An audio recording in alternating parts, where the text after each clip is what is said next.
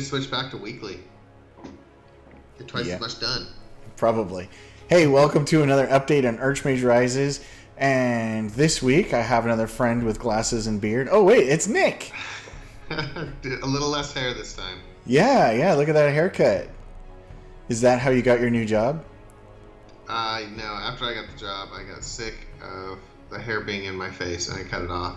My mom says, she was up here this weekend, she says that it's not even, and yeah, I think she's right. Yeah, I think she's right, actually. I like to think that it's this new hairstyle where it's sort of sliding up the side of my head. It's going to be big.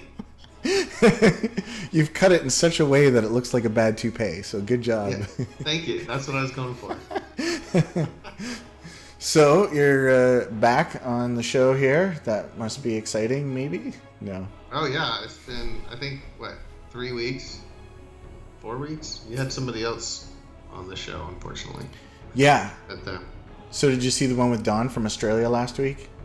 No, I didn't see that one. Oh. I saw the one before that, though. Unbelievable. Okay, well. Does he have an Australian accent? Not really. But I don't know. Actually, I didn't really let him talk very much. But that's par for the course here on these video updates.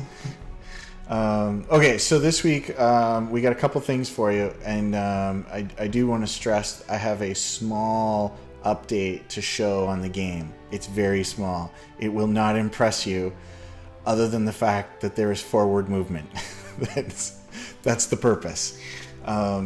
So I want to first give a small health update. I don't want to go on and on about my health because I think it's probably depressing and such. But so for those who maybe are brand new, because we have some brand new fans, Nick. We had somebody just post on the forums, brand new. He's like, hey, this game's awesome. When is it going to be out?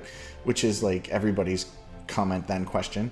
And I said, well, it's going to be a little while, hoping this year, but have some health challenges that maybe not. So anyway, for those that don't know, I have a blockage in my retina that has caused problems with my vision. And part of the treatment to that is needles to the eye. And so this all kind of went down in March, and I got my first needle to the eye April 2nd. Yeah, April 2nd. And the next day I could see, and that was pretty awesome. And then it only lasted for 10 days, and I went back to not being able to see. And so the emotional roller coaster of losing my vision in my left eye. I guess I want to be clear that I'm not totally blind, but losing my vision in my left eye, then getting it back, and then losing it was very hard on me. And maybe it would be on YouTube, but I can't comment on that. I can only say it was really hard on me. So I spent a lot of time dejected, and that is, I think, the correct term. For that, because if I say depressed, then that starts to bring in mental health issues and chemical imbalance. It's just such a loaded word that I don't like it. So dejected is the word that I have selected for my experience. And so in calling the doctors and such and saying hey, I was able to see, now I can't see. Hey, why don't you give me one of those shots again? Oh, and for those that don't know, the shots are $1,500 a piece. So they said, yeah, we can't give you the shots more frequently than every 4 weeks. And so I was like, oh, I gotta sit around and wait for my shot on April 30th. So that was this week, Monday.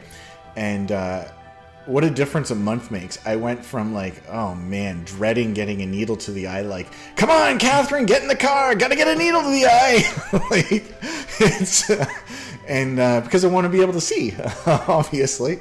So anyways, we went there, and so she did the needle. And this time when she did the needle, there's a bunch of prep work that they do on the eye, and they do this test, and they put some iodine in, and I don't know what they're doing because my eyes all goobered up with freezing gels and whatever. Anyway, so she said, okay, and we're done. And I was like, oh, I didn't even realize you did it. And what was funny about that was that when she first told me about these needles to the eye is that sometimes people say that. She's like, yeah, that's so painless that people don't even realize that I was done. And sure enough, that exactly word for word is what I said. So then I woke up on Tuesday morning of this week, and I could see again, and I was very happy. And I don't know how long it's going to last. And so this week I have been trying to work on the game, and I've been able to work on it in little bits. And people may wonder, like, well, if you can see again and everything's good, then why are you only working in small bits and stuff? And the short answer to that is momentum. I have lost all my momentum, and it just feels like this big crushing weight is just like on me, just like bleh, and like killing me slowly, and it's very hard to push back, like just even with a finger, just like push back. So anyways, over this week I've managed to put more and more hours in each day, and I've made a small amount of progress on the game, which I'm about to show. But that is the health update. Will Sama was very nice and asked for a health update.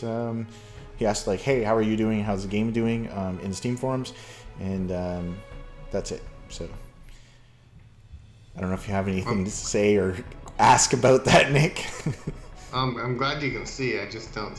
I mean, I used to have this like phobia of things touching my eyes. My friends would always make fun of me by like pointing a sharp stick towards me all the time, so I would like jump away.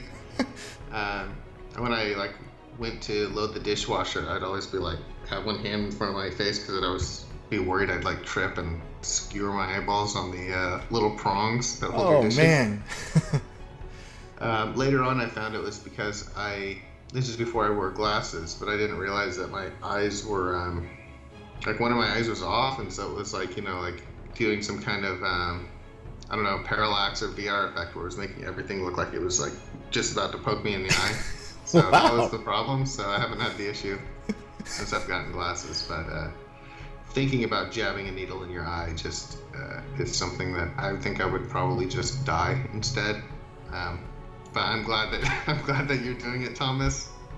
Getting your vision back, even for short stints. And we're hoping for obviously a full recovery. Yeah, and that is something else that I hadn't heard before when I most recently talked to the doctor was, and I don't know if when somebody tells you like you're losing your vision and the cause of that could be like quite serious. There's like a whole bunch of serious things that could be the cause of that and stuff. And maybe I just stopped listening at that point or something. But anyway, for whatever reason, when I was talking to her this time, she's about to give me the needle. She was very like positive about like, hey, well, when we restore your vision, then blah, blah, blah, blah, blah. And I was like, oh, like I can get better from this. And it's, there's no certainty in the medical field, right? But she's like, oh yeah, like most people respond very well to this. It should be 4, maybe 5, maybe 6 needles, and you should be back to having your vision as it was before. Not perfect because I have damage to my retina from the whole vein blockage. But anyway, I have that right now. Like as I'm talking and looking at you right now, I already have that damage, and frankly, it's not that bad. Like I can see you clearly. I can see the text of OBS and everything clearly and stuff. So to get back, like if this is my new normal, I'm like totally okay with that. Which actually kind of sounds like settling, but I'll take it compared to not being able to see. Yeah, I've kind of rambled on about my health now for 8 minutes, and yeah, you said it would be short. I said I would be short. You're only going blind here. You know what? Everybody knows from watching these video updates is that I'm a liar. That's what they know. Okay, so, but I'm gonna keep pretending like I'm not. So anyway, so that was the really the first time that I was like, oh, this could be temporary. I guess up until the beginning of this week, I thought that I had like a permanent type issue that they were going to try to address with these needles, and I may have to have needles for the rest of my life. And that is true of some people, but I may be on the other side of that equation where it gets better. So it would be great that this was just a giant wake-up call that life is short, get the game done. Yeah. Exactly. Oh, and spend time with your wife and kids. I mean, that's what it's supposed to be all about. Yeah, life is short. Spend time with your wife and kids. You can do that after the game's done, Thomas. Well, I just got to say, if my life is short because I have some serious illness or whatever, then I'm really upset with how slow BattleTech plays. Like, it's ridiculous how long those turns are in that game. I just think that's very unfair of them. Just not cool. Okay, so here we are in the game, and I again want to stress that this is not terribly exciting, Nick, or anybody else, but it's small baby steps of progress here. Really, when I was working on the AI task system that I had talked about in previous update, I was working on that, and I was just kind of beating my head against the wall. There was like problems. I'm not throwing away the system or anything like that, but it's just it became a little more involved than I thought at first. And, I was just like, you know what I really need to do is I just need to get some momentum. And I think maybe that's what everybody needs, right? Like Will Sum has been saying like, hey, when are you going to finally cross a task off of those outstanding task list, right? And I was like, you know what? That's a good point. Let's do that for me and for everybody. Let's actually cross something off that list. And so I have done two things, and I'm going to show you those two things, and you will be minorly impressed. So actually, these two things kind of came from somebody suggesting Port Royale 2. I was talking about the economy, and they said, hey, that game kind of, what you're talking about sounds similar to Port Royale 2. And I had already owned that game, but I guess I'd never played it or didn't play it much or something. And so I went and I started playing it. And while I was playing it, I had some ideas for improving Archmage Rises. And so when I was working on it this week, I was like, hey, I'm going to implement that. And so the first thing is in Port Royale 2, you play as like a captain or pirate or something, and you can have different ships. And that was something that you and I had talked about, Nick, about having different inventories like on the animals that you have, right? Like your draft animals. And we've never implemented it. And I kind of wondered how it would play. Like, is that going to be good or is it going to be sucky? Like, I wasn't sure. So we had talked about it. We hadn't implemented it. And then I was playing Port Royale 2, and I would get multiple boats, and each boat had its own inventory. And you're like moving stuff between boats and between the warehouse and stuff. And so if you think of the warehouse in that game, it was like our tower in this game. Anyways, I was able to see it. I'm like, actually, this is pretty good. Like, it doesn't feel clunky, and that was my concern. So yeah, that is what I have done. In this week, I was working on the inventory tabs, and I created basically those little separate inventories. So what we see here is this is my main character inventory right here. Just this is the generic inventory, and this is my gear that I'm able to hold, and it's what I'm able to hold is based on my strength. And so you can see I'm already overburdened. So my strength says that I can carry up to 10 weight, and I currently have 21. Because I am in my hometown, these tabs now are dynamic based on where you are and what is going on. So because I'm in the hometown and it has a tower in it, I have a tower inventory, and so I can grab something and put it in my tower inventory, and you can see the tower inventory increases. It's max 10 as well. It shouldn't be 10. That's a bug. Your tower inventory is not limited by your strength. But apparently this one... You're probably limited by your warehouse space or something, right? Yeah, that's right. What's it called? Yeah, the storage rooms. So you build more storage rooms, you get more storage space. So that's why this is here. And then if I go, and because I've broken the game and I was working in the AI test system, like nothing works. Nothing works at all. There's a guy on YouTube, he did a YouTube comment saying like, hey, here's an idea. Why don't you just take what you got, release it? Hey, this is early access. Everybody knows that it's going to be buggy and whatever and stuff. And, just throw us a bone here. And so I responded with like, yeah, it's actually really broken and you can't play it. And that's one of the benefits and the problems with having, a lot of a code base with a lot of reusable classes and stuff is that you make one change, it affects the whole game, and like that's great. Or you break something, it affects the whole game, and that's terrible. So, right. So that's very much where we're at. Where like because I was working on the AI and the job task system and everything, nobody goes to work. None of the stores are open. You can't do anything right now. So anyway, so I'm going to hit a key as if I had gone to the market and bought a draft animal. Okay, so I'm going to hit that key. I think it's this one. Hey, there's a dice. Okay, so I just bought a draft animal. And so I have Daisy the Ox. And so Daisy the Ox... has a lot of strength. She has a lot of strength. She's way stronger than me. And so I can take this stone and put it on Daisy the Ox. And I can transfer things to Daisy the Ox. And we see her thing go up and this go down. And so I can hit it again. And I get another one. And so I got Betsy the Ox and Daisy the Ox, and I can move things between them, and just like the ships in Port Royale too. And so, this is a feature that Nick has always wanted. It's all he talks about, is that like you're going along, something happens, and it kills one of your draft animals. Then we know exactly the things that fall to the ground. Right, the junk spills out, and then some little goblins come and steal it all. That's right. I can see there's differences in the strength of them there just by the UI there. That's one's because 50, one's 54. They are individuals, Nick. Not all oxes are the same. Can you juice up your cattle? Give them some strength-enhancing drugs? Yeah, I mean, there's an old-time D&D spell called Ogre Strength. So... sure, let's put Ogre Strength, and you can cast Ogre Strength on yourself, you can cast it on every ox and cat and wolf and everything that you own. You can carry stuff. But the problem is that just like in Skyrim, when you cast like this greater strength thing or whatever on yourself, it wears off and then you can't move, and then you have to cast it on yourself again, then you can keep going. So that's probably what will happen here as well. That's funny. So these are now dynamic. So if I sell the ox or delete the ox or kill the ox or something like that, the little things will go away.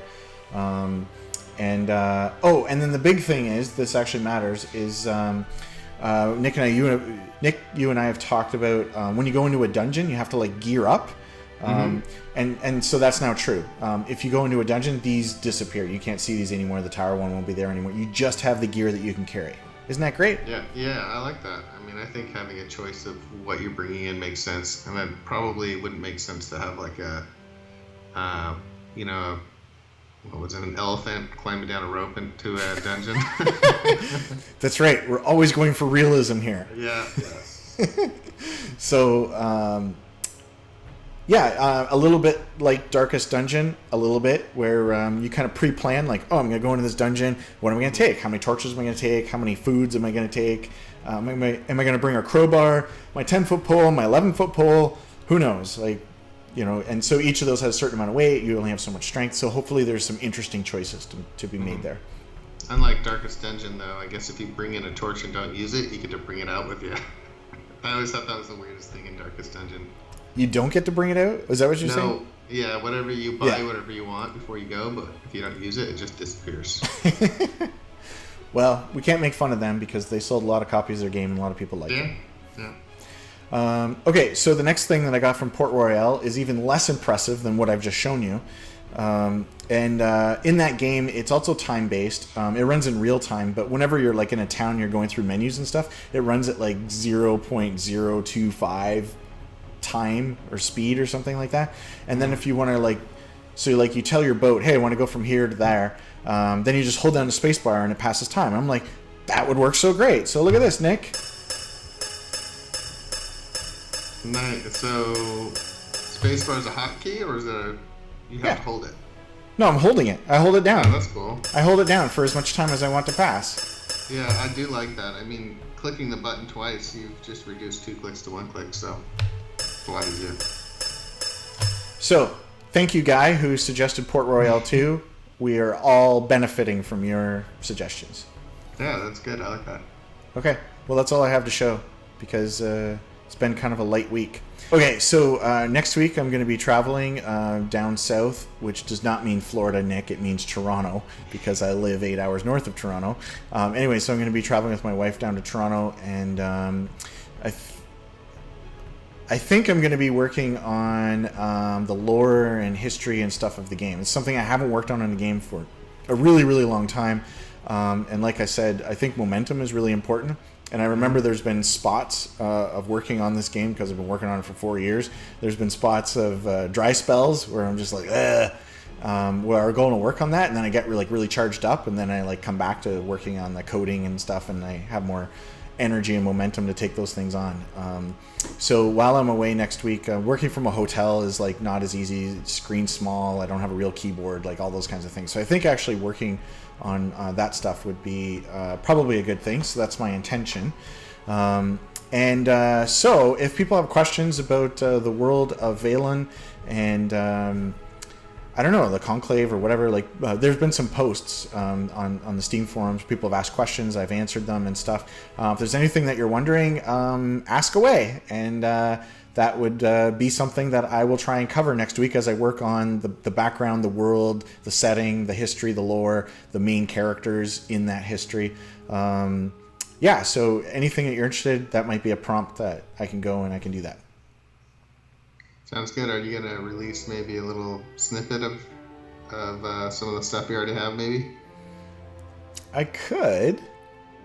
I want to do it in the really like nice document format, so I'd have to get the graphic designer involved in order to even release like 3 pages of PDF or something. Because I've read some of it. It's pretty cool. Yeah, and we've been saying that for, I think, 2 years and never have shown anyone anything. Mm-hmm. And they're like, wow, these guys say that it's cool, but clearly they don't think it's cool because they won't show it. But maybe I should do that. Maybe that could be the update thing next week next week or 2 weeks to say, hey, I actually did work on it, and like here's a little snippet for people and they can see some progress in that direction. If anybody's curious or interested in that, let me know in the comments. And I think that's it for this week. So thank you, everybody, for your interest and support in this game. And it's been tough dealing with the eye problem for the last couple months, but I think I'm getting into, especially right now where I can see perfectly.